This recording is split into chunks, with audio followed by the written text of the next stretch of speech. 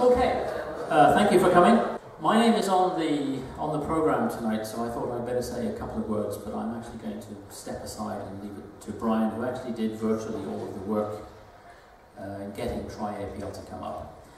But I'm really happy to have this session today, because I think actually Try APL is one of the most exciting things we've done this year. Maybe most of you haven't been using it, but it's really something that's helping us now to expose APL to some new people. And Brian sent me a storyline of how he wanted to tell the story, and I thought that I didn't have anything to add. So, I've completely changed it now. So Brian and the story of Try APL. Hi, thanks for coming tonight. So, how did Try APL start? Well, blame Joel. If you were at last year's Dialogue Conference in Boston, Joel Huff was the winner of last year's APL programming contest. And so he decided to share some insight. And so I've taken some excerpts from his talk, and hopefully we'll be able to hear this. In talking to all of you wonderful people, one of the questions I get consistently asked is, how can we get APL to be more popular with students? How can we get it in there? How can we get people excited about it? So I thought about that. And I usually have a set of steps I go through, the phases of me learning a language. First, I try it online. You guys seen that? I don't know how much of you go browsing for Python and Ruby stuff. Let me see if I can switch monitors here without causing too much havoc. Nope, wrong one. Nope. Oh, no, I have it somewhere. Oh, you know what? I covered it up. There we go. You remember that. Try Haskell. There we go. So this is a website. Tryhaskell.org. It's usually how it goes. Trywhateverlanguage.org. You can type Haskell code in there, hit enter, and it will evaluate it and give you the result. Absolutely zero barrier to entry for trying Haskell. And this isn't a unique thing. I've got a list. Here's Scheme. Here's Ruby. Even C is getting it on the action. This is LLVM and climbing. You can type C code in there and get assembly language out so you can check out their compiler. So also Python. One of the problems with being on Linux, please install Microsoft Silverlight. Well, it's a good thing I already know Python, otherwise I would have moved on. So I decided to try this trick with APL. I typed in Try APL online, and I got this. This is an FTP site from who knows where, from '94. Some APL hardware that you can get online, something. Not exactly what I was expecting. Okay, so if anybody sees Morton at a presentation and his laptop is open, I'm gonna sell you out here, boss. Sorry. Chances are he's got Microsoft Messenger working on his laptop at that time. And so Morton was somewhere down near the front of the room at this presentation. I was somewhere up near the back. And no sooner had these words come from Joel's mouth, they were still hanging in the air, and Morton types to me, "We need to build Try APL." Okay, so I knew what I would be doing in my near future. And so, having not seen any of those sites that Joel had mentioned, I said, well, what does a Try language site look like? So I started to go out and investigate some of those sites and also some of my own. And so there's Try Ruby, and Ruby, it looks kind of cool. Let's make this full screen. Try Haskell, Joel showed. And a lot of these sites have got some sort of a session and then some sort of an instruction panel, right? And apparently they think that session input is a nifty and new thing. Of course, we've been doing it since the 60s. So Try Scheme was interesting. There's absolutely, it says, welcome to Try Scheme, enter some scheme code in the text box at the bottom of the page. Not knowing any scheme, I did 2 plus 2 syntax error. I did, 2 plus 2, and, there's nothing there.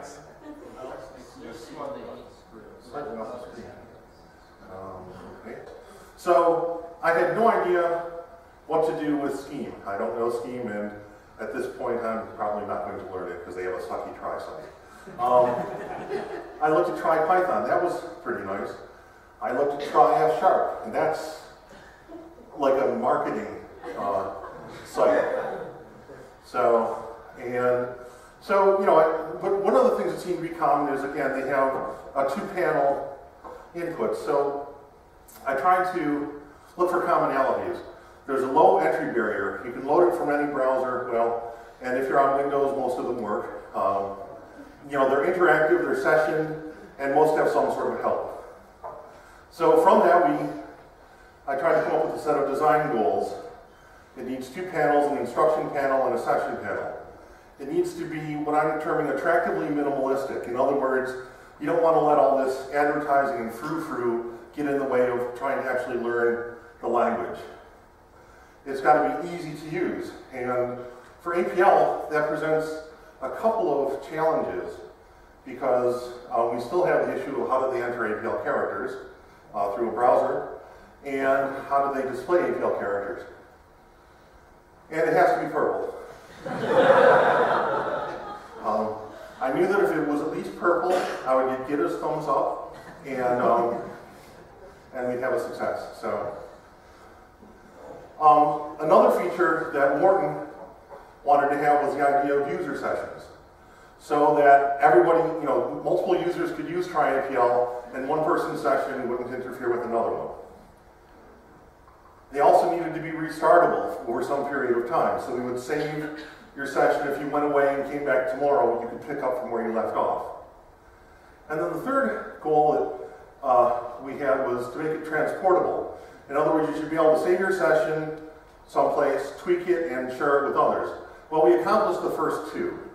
The third one is still under debate. Morton thinks it's a good idea, and I'm kicking and screaming not to have to implement it. So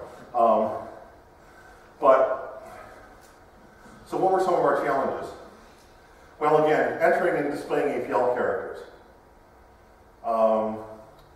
If you don't have an APL keyboard with symbols on it, you'll have no idea what to type to enter an APL character. What about malicious statements? And I have to thank Andy. Is Andy somewhere in the room? Hello, Andy. The first thing he types in Try APL, right paren erase quad IO. And Andy was banned for a week from using Try APL. But, nothing, again, students and other folk, and particularly some APLers, are going to be very creative in what they try and do with the system. And we also have innocent statements. iota 1E9. Well, that's probably going to whiz full. And so what do you do about that? It's a perfectly valid and innocent APL statement, but we need some way to capture that and address it. And then cross-browser support. There are 5 browsers that when I develop sites, I try and support, and those would be Google Chrome, Firefox, Internet Explorer, Apple Safari, and Opera. And getting something that functions properly under all 5 of those browsers and looks somewhat the same across all of them is, and as Andy puts the phrase, you lose the will to live. So let's talk a little bit about the architecture of Try APL. So this is a user. He types in 2 plus 2, 3, 4 in his browser. That goes to a my server. So Try APL is implemented using our my server web server architecture. And my server gets that request and sends it off to the my server task fires up a master task, which then takes your expression and parcels it out to one of several slave tasks that are running. The slave tasks are running independently so that if whatever the user types crashes APL, it's not going to affect anybody else's session. So that's what I'm calling the executor. That's one of several slave tasks. At that point, the executor saves both the input and the output from the statement into a session log and tells the master that I executed it. The master then picks that up, sends it back through my server to the user's browser. And that, in a nutshell, is how try-APL works. And this was quite a team effort. It was a lot of fun. Morton gives me far too much credit because the really tricky bits were done by other people that are smarter than I am. So Joel Huff was, of course, our inspiration. The APL tools team that I head up did my server, the CSS, the look and feel, and some of the JavaScript support. Morton did the design of the architecture that I showed you on the last screen and the executor to execute statements. And then one of the things that we wanted to be able to do was to filter out those malicious statements. And so we turned to Dan to write a parser validator. Dan is, if you need something parsed, Dan is Mr. Parser. And so he was able to write a really nifty parser that we basically whitelist what's allowed to be typed into an expression in try-APL. And so we tried to whitelist as much as we possibly could without exposing ourselves to disaster. So things like execute and quadfx and certain other things are not allowed, but otherwise you can do pretty much anything in try-APL that you can in regular APL. John Scholes was very enthusiastic, and so he lent us a number of defunds. He's written tutorials, and he'll be writing more, and just lots of ideas. One of them that I'll show you in a second is boxed display. And the other thing that John was handy for is being able to tweak the interpreter when we needed some tweaks. One of the things that we wanted to be able to do is to capture, if a statement didn't return a result, it caused us problems, because we capture the result in the slave and send that back through the server back to the browser. Well, if it doesn't return a result, what do you do? And so John wrote a little iBeam that behaves just like execute, but signals an error if it doesn't return a result. In which case we can trap the error and send basically a no response back to the browser. And then Jason was responsible for our floating keyboard, which we'll see in a second, and basically doing all of the setup and systems administration for try-APL. And then Andy helped do QA, Hector had moral support. So the evolution. We started out trying to figure out what try-APL should look like, and so I thought I'd take you through a few slides of some early designs. The first one was pretty, well, APL deals with rectangular data, so I guess this is consistent from that approach, but it looks pretty blah and mundane, and it's using some of the jQuery tools that we deliver with my server. So this is an accordion display here, where the different panels will expose themselves when you click on them. That evolved into this. So now we've got a tab session on the left-hand side and your input session on the right-hand side. And we have the duck, the dialog duck as a logo. And you'll notice that we have a button down here which says Show APL Keyboard. So when you press that, that'll pop up the floating keyboard that Jason had developed.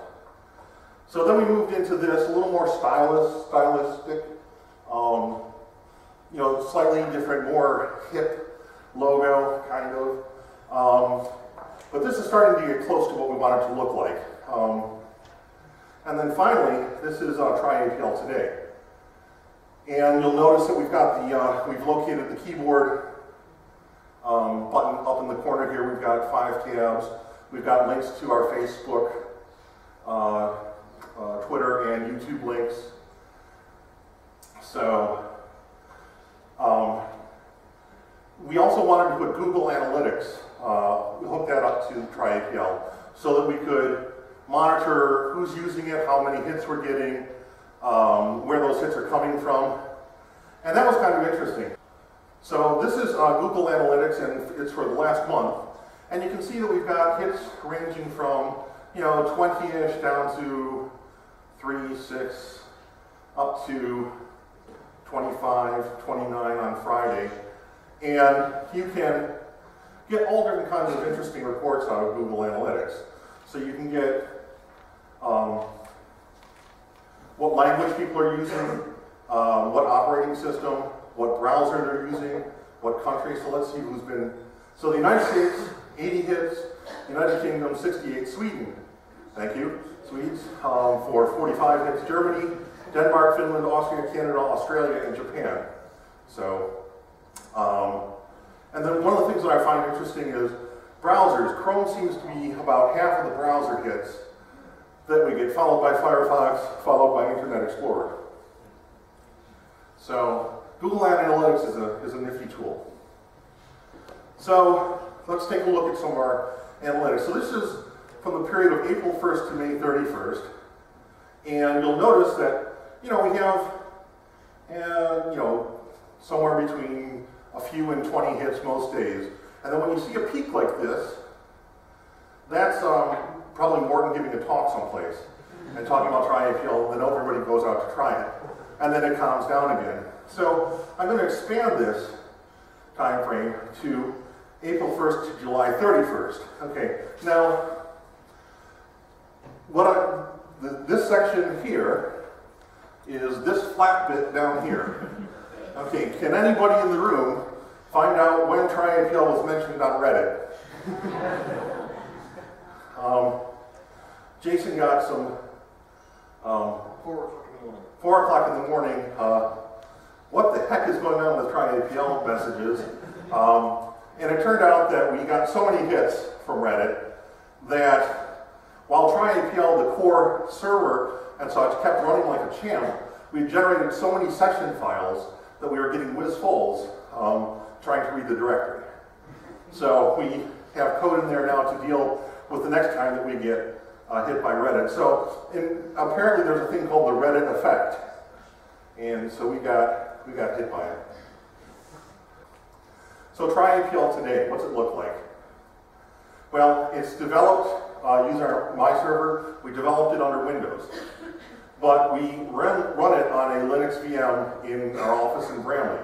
So if you want to come to Andy's session later this week to learn something about the features under Unix, please attend that. But the neat thing was that my server and TryAPL ported without change from Windows to Linux and just ran. So it's a nice technology for developing on either platform and running on either platform. So let's take a look at TryAPL now. Is it still running? Yes, I hope it's still running. So the first thing I want to show is the APL keyboard, which, gosh, it looks like the 2741. Is that? I used to use, it was Harris 1080 terminals when I started. So they were sort of a sister product or a competitive product to the 2741. But so you can see the APL key is highlighted. You can turn off APL and get a regular keyboard. You can shift and get shifted, and caps lock works. And if you type in, if you click on something, it copies to the session. And so one of the things that we wanted to try and do was to, like Joel said, lower the entry barrier to being able to use APL. So this keyboard allows you to do that. You can also install the Dialog IME and run your a keyboard natively to enter APL statements.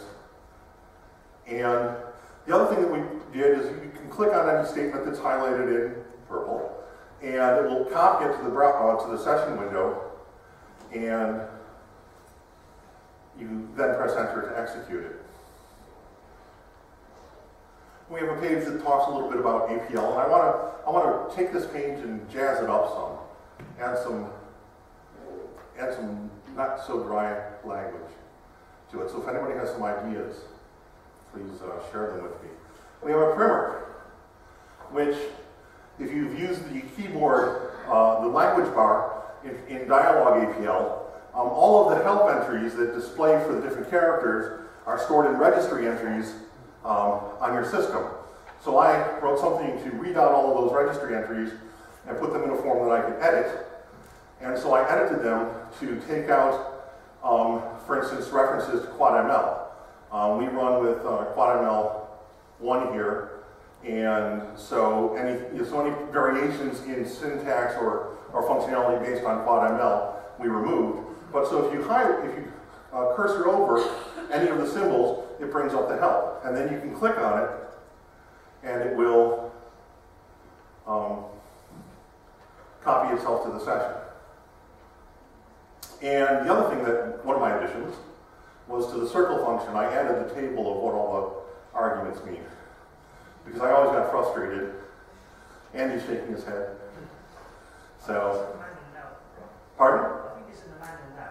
It is, okay. Can we have that back and put it in the manual file as well, please? Sure. Absolutely. So then we have links to some interesting APL resources, and a little bit about try APL and some of the limitations, things that we don't implement. And then we also have a tutorial system. And you notice that our list of tutorials is a little short. And that's something that I'd like to reach out to the APL community. If you've got some ideas for tutorials we ought to develop, especially some beginning APL tutorials, we have a tutorial editor. So it basically allows you to wrap your tutorial with the appropriate tags to display. But if we take a look at, for instance, the Conway's Game of Life tutorial, again, we wanted low entry barriers. So you can just hit enter and scroll through the tutorial. And for each statement that gets presented, each APL statement that can be executed, it's automatically copied over into the session and executed. So you can see what's going on. We've implemented a session history so that you can scroll up and down through previous commands. And then one of the neat things is we implemented boxed characters, or boxed display. So, wait for, there we go. So when an array has depth 1 or depth 2, it'll box the subarrays. And so this is turned on and off using, what is it, box? Yeah. So bracket box display is on. So if I did, oops, how would an end close in that?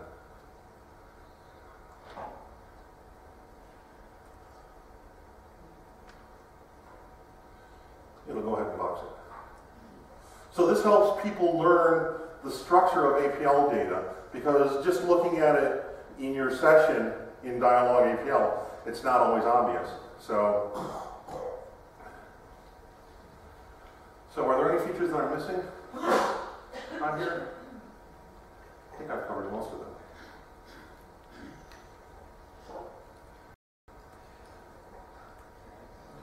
So it turns out that, who was I talking to? Some people, can I mention that one of our clients, and they can admit who they are if they care to, actually appoint new hires that are going to be doing APL at Try APL before they start actually loading the software. So I was really encouraged to hear that. So I guess you account for some of those hits on Google Analytics, and thank you very much. You can actually see when the hiring took place. Yeah, so hey, there we go. So, well, thank you all for coming tonight.